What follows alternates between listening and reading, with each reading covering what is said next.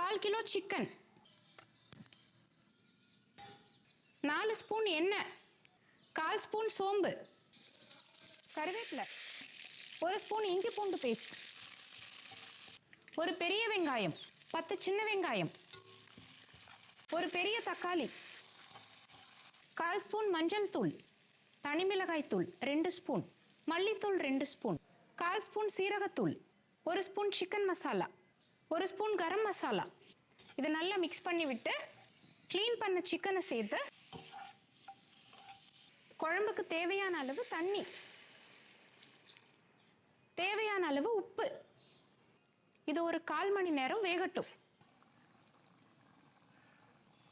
கொஞ்சம் மிளகுத்தூள், கடைசியாக கொத்தமல்லி தழை தூவினா சிக்கன் குழம்பு ரெடி.